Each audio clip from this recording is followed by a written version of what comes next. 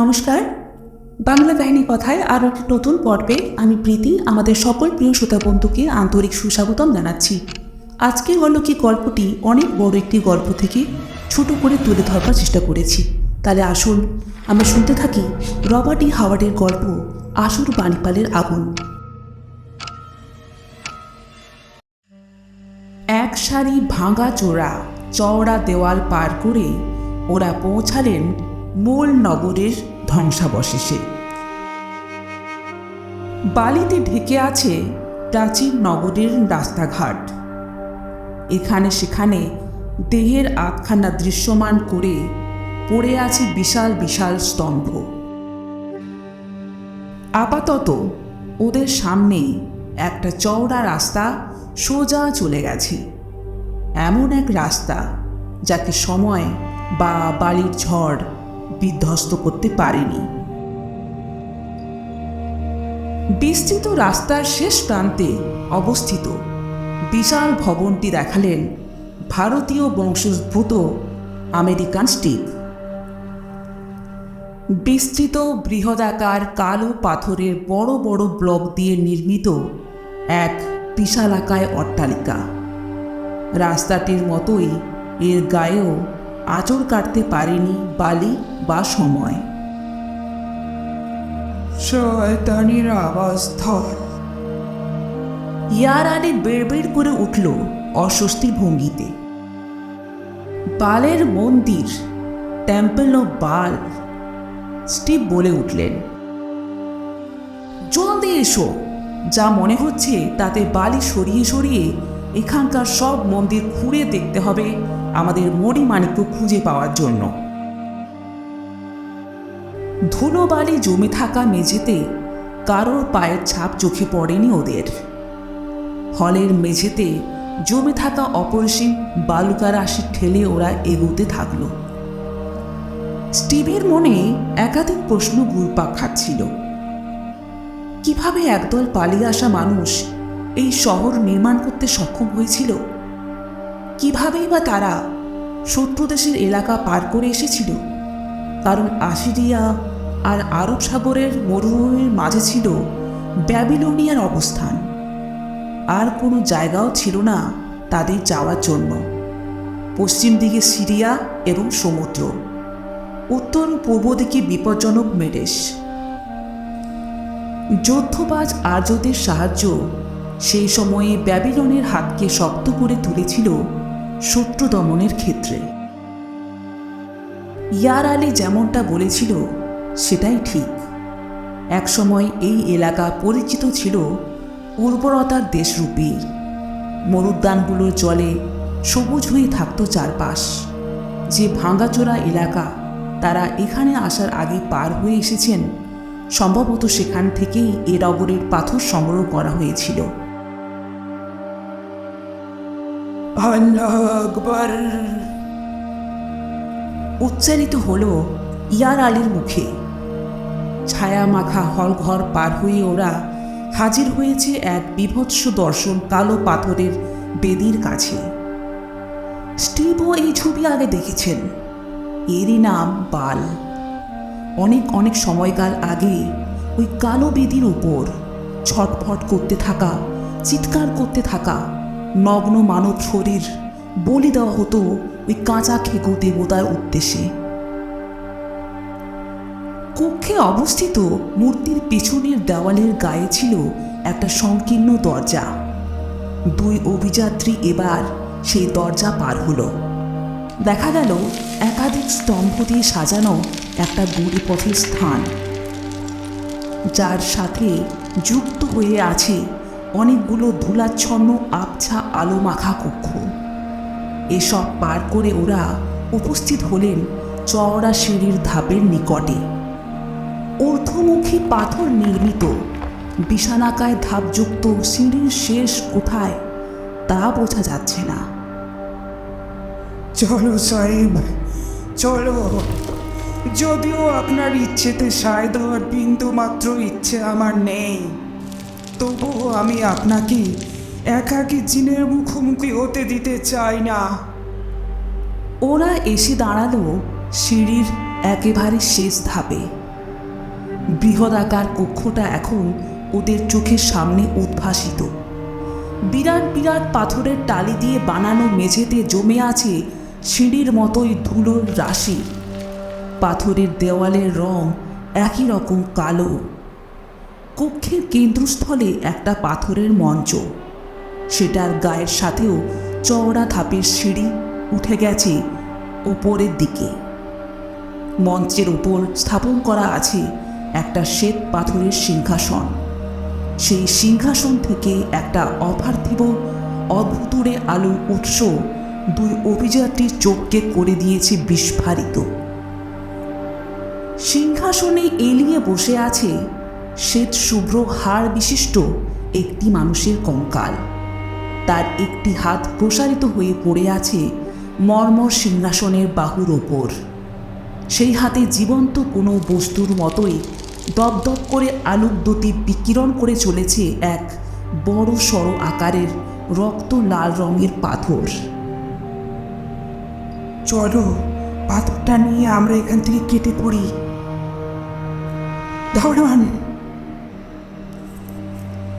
ইয়ার আলীর চোখ জল জল করছিল।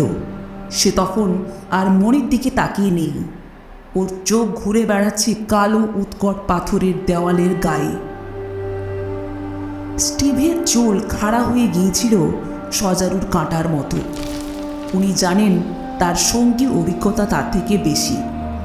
ইয়ার আলী আর যাই হোক নির্বোধ নয়। সাধারণ মাত্রার উদ্বেগ ওকে কাবু করতে পারে না। আমি বিপদের উপস্থিতি অনুভব করতে পারছি, যেমনটা এর আগে অনেকবার অনুভব করতে পেরেছি। ঠিক যেমনটা অনুভব করেছিলাম এক জঙ্গলের গুহায়। বুঝতে পেরেছিলাম যেখানে অন্ধকারে পাইথন লুকিয়ে আছে। যেমনটা অনুভব করেছিলাম ঠগীদের মন্দিরে। আমার মন আমাকে বলেছিল ওখানে শিবের উপাসক ফাঁসুড়েদের দল অপেক্ষা করছে আমাদের উপর ঝাঁপিয়ে পড়ার জন্য। সেসব অনুভূতির চেয়ে 10 গুণ বেশি আমার এই মুহূর্তের অনুভূতি, সাহেব। স্টিভ জানেন তার সঙ্গীর অভিজ্ঞতা তার থেকে অনেক বেশি। ইয়ার আলী আর যাই হোক নির্বোধ নয়। সাধারণ মাত্রার উদ্বেগ ওকে কাবু করতে পারে না। অনেকবার ইয়ার আলীর ওরিয়েন্টাল টেলিপ্যাথিক প্রবৃত্তি তাকে সতর্ক করে দিয়েছে, বাঁচিয়ে দিয়েছে আগত বিপদের হাত থেকে। আমি বুঝতে পারছি না, তবে অনুভব করতে পারছি কিছু একটা আমাদের কাছেই আছে, যা অতিমাত্রায় আদিম, প্রাচীন এবং অত্যন্ত খারাপ কিছু। প্রাচীন দেওয়ালগুলোর গায়ে ধাক্কা খেয়ে উদ্দাম বন্য সমবেত চিৎকার প্রতিধ্বনিত হচ্ছিল গমগমিয়ে। হতভম্ব স্টিভ কিছু সময়ের জন্য বিশ্বাস করেও ফেলেছিলেন আদিম বিলুপ্ত অতীতের একদল যোদ্ধাদের দ্বারা তারা আক্রান্ত হতে চলেছেন। সেই মুহূর্তে কান ফাটানোর শব্দ সহযোগে একটা বুলেট তার কান ঘেঁষে বেরিয়ে গেল। পোড়া বারুদের গন্ধ তাকে বুঝিয়ে দিল তার শত্রুরা অতীব পরিমাণে বাস্তব। তাদের নিরাপত্তা আর নেই। ফাঁদে পড়া ইঁদুরের মতো তাদের ঘিরে ধরেছে আরব বেদুইনের দল। রাইফেল বাগিয়ে ধরেছেন স্টিভ। ইয়ার আলী শেষ বুলেটটা শত্রুদের উদ্দেশ্যে নিক্ষেপ করে ছুঁড়ে ফেলে দিল রাইফেলটাকে। কোমর থেকে বার করে নিল 3 ফুট লম্বা খাইবার চাকুটাকে। পাগলের মতো ঘোরাতে থাকলো ওটাকে নিজের চারপাশে। তার শত্রুরা যে নেহাতি মানুষ এটা বুঝে ওর উদ্যম চড়েছে সপ্তমী। একটা বুলেট এসে লাগলো পাগড়িতে, পড়ে গেল ওটা। সেদিকে ভ্রুক্ষেপ না করে দুর্দম আফগান ঝড়ের গতিতে সিঁড়ি বেয়ে নামতে শুরু করলো। এক আরব দস্যুর মাথার খুলি 2 টুকরো হয়ে গেল খাইবার চাকুর আঘাতে। আপাতত স্টিভের কাছে তার শেষ কার্তুজ অবশিষ্ট আছে খরচা করার জন্য। চটজলদি সিদ্ধান্ত নিলেন স্টিভ। নিজের প্রাণ বিসর্জন দিয়ে দস্যুকে হত্যা করে সহযাত্রী বন্ধুকে বাঁচাবেন। কিছুক্ষণের মধ্যেই আরও বেদুইনের দল স্টিভ আর ইয়ার আলীকে হাত পা বেঁধে দিল। তারা দুজনেই দেখতে পেলেন এক লম্বা আরব তাদের দিকে তাকিয়ে আছে। কি সৌভাগ্য আমার! সাহিদ আমাকে চিনতে পেরেছেন দেখছি। মজা করার ভঙ্গিতে সেলাম ঠুকে বলল নুরুদ্দিন। তাহলে এটাও নিশ্চিত মনে আছে ঠিক কী কারণে আমাকে এই উপহারটা পেতে হয়েছিল? কালো চোখ দুটোই ফুটে উঠল কদর্যদা। নুরুদ্দিন নিজের চোয়ালের একটা সাদা কাটা দাগে আঙুল ছোঁয়ালো। গতকাল যাদের সাথে আপনাদের খণ্ডযুদ্ধ হয়েছিল তারাও আমারই লোক। যাদের খতম করেছিলেন তারাই আমাকে খবর দিয়েছিল দুজন বন্দুকধারী মানুষ এদিক দিয়ে যাচ্ছে। আমি ওদের নির্দেশ দিয়েছিলাম আপনাদের খতম করে দিতে, ওরা পারেনি। তাতে অবশ্য আমি নিজের পথ বদলাইনি।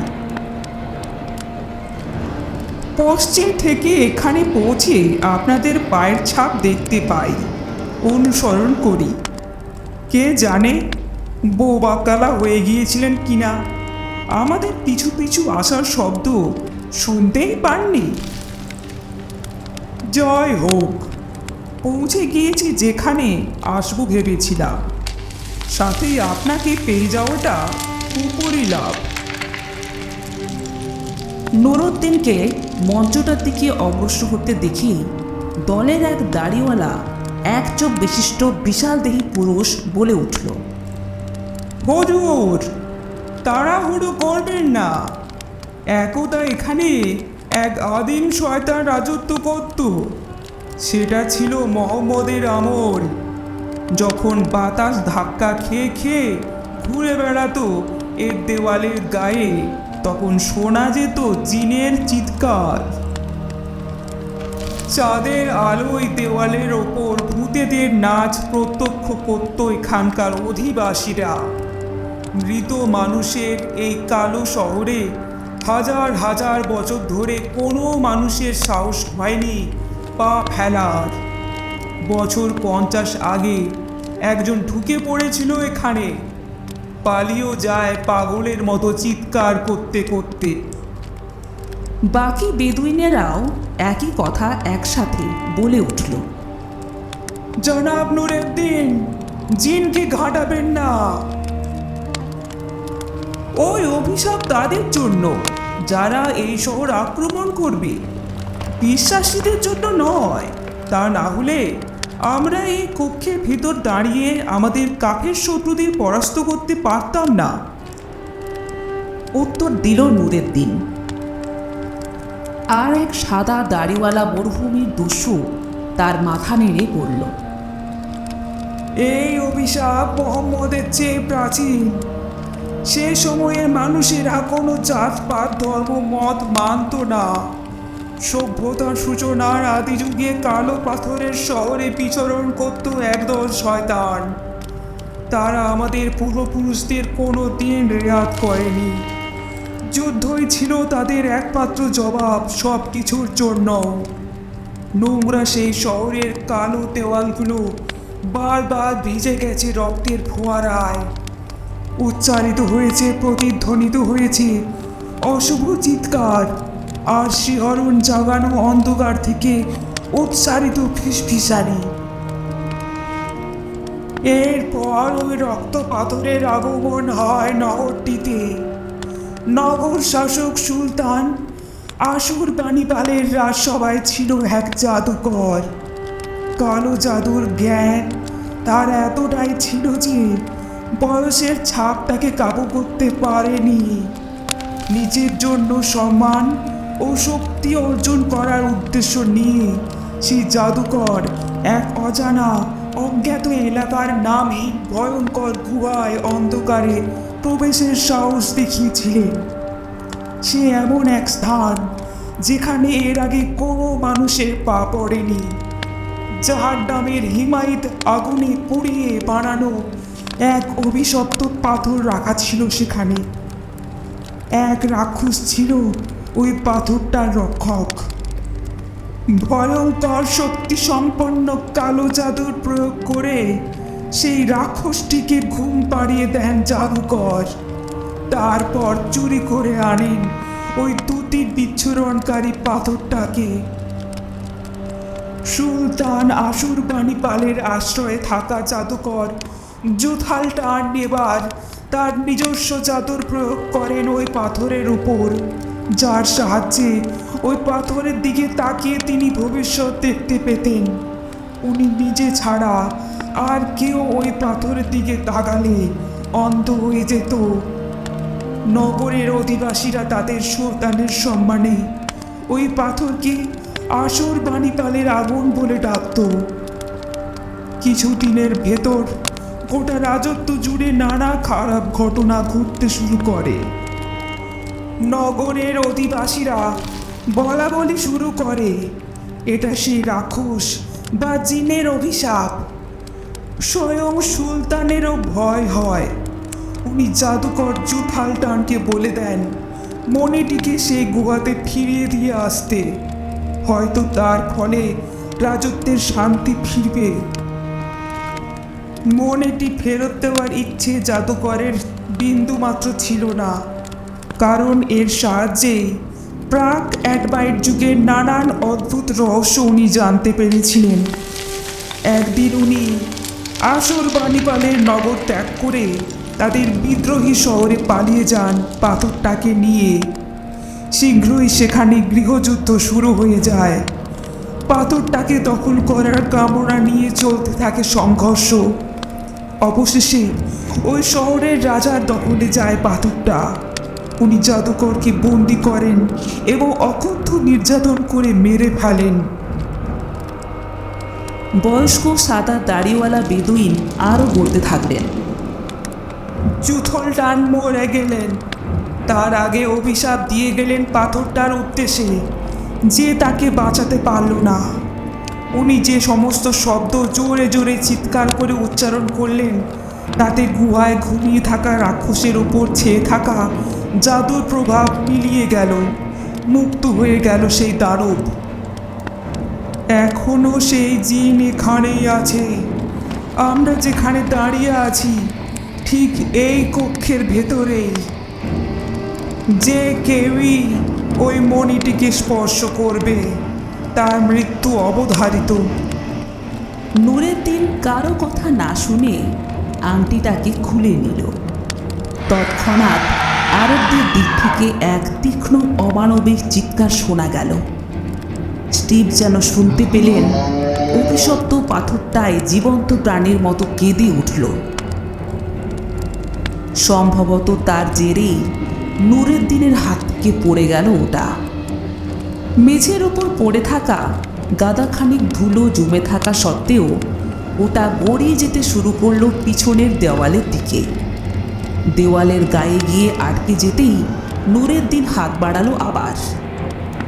কক্ষের জমাট বাঁধা নিস্তব্ধতা ভেঙে খান খান হয়ে গেল এক আতঙ্কিত চিৎকারে। কালো নীরের দেওয়াল সহসায় দোফাক হয়ে গেছে। ভেতরকার অন্ধকার থেকে একটা সুর বা কর্ষিকা জাতীয় কিছু বের হয়ে এসে পায়থন সাপের মতো পেঁচিয়ে ধরল বেদুইন দস্যুদের সর্দারকে। নিমেষের ভেতর টেনে নিল ভেতরে। পলক ফেলার আগে মিলিয়ে গেল দেওয়ালের সেই ফাঁক। দেওয়াল আবার আগের মতোই জমাট, নিশ্ছিদ্র। শুধু ভেতর থেকে ভেসে আসছিল এক প্রাণান্তকর আর্তনাদ, যা শুনে কিছু সময়ের জন্য হলেও হৃৎপিণ্ডের চলন থেমে গিয়েছিল কক্ষে উপস্থিত মানুষগুলোর। সম্বিত ফিরে পেতেই পাগলের মতো চিৎকার করতে করতে সবাই একসাথে হুড়মুড় করে নামতে শুরু করে দিল নিচের দিকে প্রশস্ত সিঁড়ি দিয়ে। অসহায়ের মতো স্টিভ এবং ইয়ার আলী শুনতে পাচ্ছিলেন ওদের পদশব্দ দূর থেকে দূরে চলে যাচ্ছে। নিস্তব্ধতা ঘিরে ধরছে আবার কক্ষটিকে। ঠিক ওই মুহূর্তে ওদের হৃৎপিণ্ডের গতি বাড়িয়ে দিল একটা শব্দ। মনে হচ্ছে কোনো পাথর বা ধাতুর কিছু যেন ঠেলে সরানো হচ্ছে। একটা গোপন দরজা খুলে গেল। স্টিভ দেখতে পেলেন মৃদু আলোর জ্যোতি, কোনো এক দানবের। নিজের চোখ বন্ধ করে ফেললেন স্টিভ। না, তিনি দেখতে চান না কোনো আতঙ্ক ওই অন্ধকার দেওয়াল কূপ ভেদ করে এগিয়ে আসছে। উনি ভালো করেই জানেন কিছু কিছু স্নায়ুচাপ সহ্য করার ক্ষমতা মানব মস্তিষ্কের থাকে না। তার আত্মার প্রতিটি আদিম প্রবৃত্তি অশ্রুত চিৎকার করে তাকে জানান দিচ্ছে যেটা এগিয়ে আসছে সেটা এক উন্মাদনাকর দুঃস্বপ্ন। তিনি বুঝতে পারছিলেন ইয়ার আলীও একইভাবে তার চোখ বন্ধ করে মরা মানুষের মতো পড়ে আছে। কোনো শব্দ শুনতে না পেলেও স্টিভের শরীরের প্রতিটি রোমকূপ জানান দিচ্ছিল এক অতীব খারাপ কোনো সত্তার উপস্থিতি। অনুভব করতে পারছিলেন এ এক এমন কদর্য আতঙ্কের রূপ যার কল্পনা মানুষের অসাধ্য। এই পৃথিবীর কেউই নয়। এর আগমন হয়েছে অন্ধকার নক্ষত্র জগতের দুনিয়া থেকে। তার মুখের উপর এসে পড়ল নারকীয় প্রতিগন্ধময় এক নিষ্ঠুর নিঃশ্বাস। বুঝতেই পারলেন অজ্ঞাত শয়তান তার কাছেই অবস্থান করছে। শুকিয়ে কাঠ হয়ে যাওয়া মরার মতো উনি পড়েই রইলেন, একটু না নড়ে। একটাই কথা তার মাথায় নিচে বেড়াচ্ছিল, না, তিনি বা ইয়ার আলী কেউই ওই অভিশপ্ত রত্ন পাথরে হাত ছোঁয়াননি। না, আর নিজের কৌতূহল সামলে রাখতে পারলেন না। যা হবে হবে এই ভেবে খুলেই ফেললেন চোখ। দেখতে পেলেন দরজাটা বন্ধ হওয়ার শেষ ঝলক।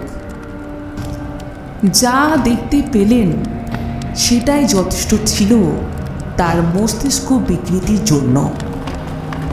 একটু বাদেই স্টিভ অনুভব করলেন তার হাতের বাঁধন খুলে গেছে ইয়ার আলীর শক্তিশালী দাঁতের নাগালের কৃপায়। পোশাকের ভেতর থেকে লুকানো পকেট নাইফটা বার করলেন। ওটা দস্যুগুলো খুঁজে পায়নি। ওটা হাতে আসতেই ঝটপট পায়ের বাঁধন কাটলেন এবং ইয়ার আলীকেও মুক্ত করলেন। কাজটা করতে বেশ অসুবিধাই হচ্ছিল, কারণ বাম হাত একেবারে অকেজ হয়ে গেছে। ওটা কি দুঃস্বপ্ন ছিল? স্টিভ বেড় করে বললেন, ওই দেখো, আংটিটা যেখানে ছিল সেখানেই আছে। গলা শুকিয়ে এলো তার। কথা শেষ করতে পারলেন না।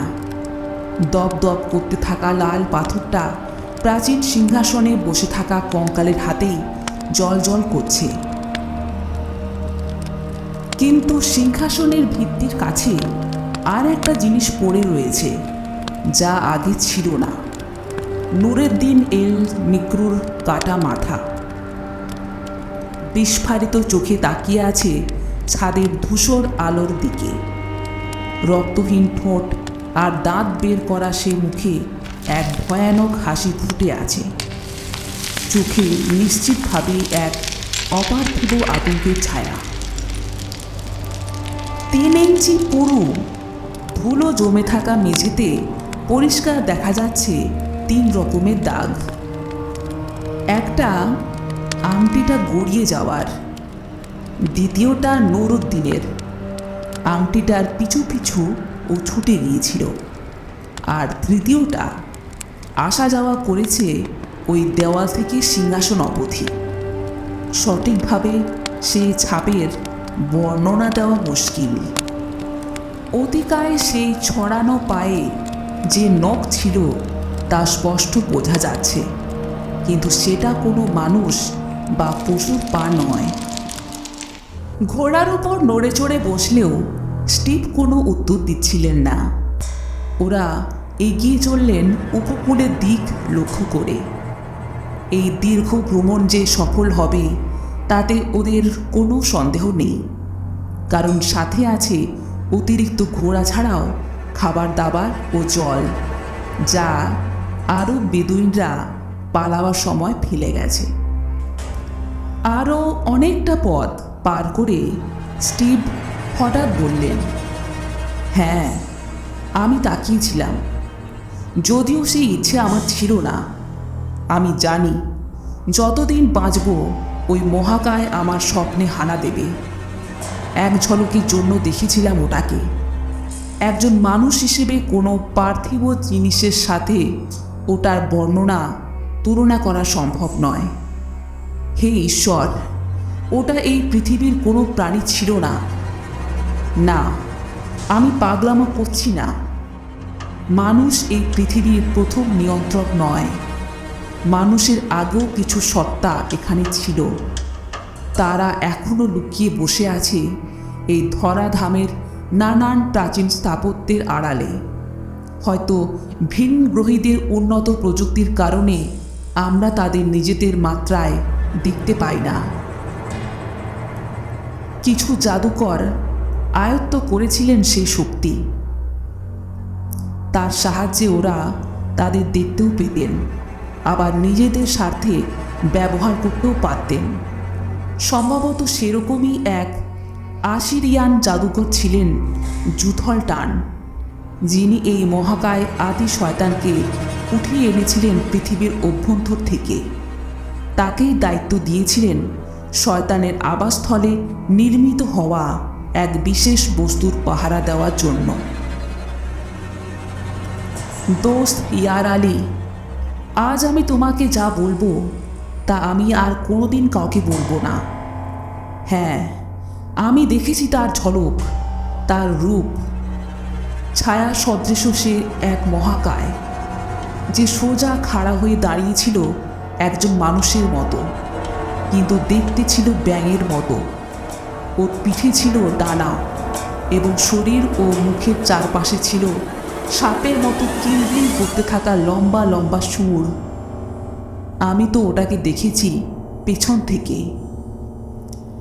সেটাই ভালো হয়েছিল আমার পক্ষে, কারণ ওকে যদি আমি সামনে থেকে দেখতাম, যদি ওর মুখ দেখতে পেতাম, নিশ্চিত আমি পাগল হয়ে যেতাম।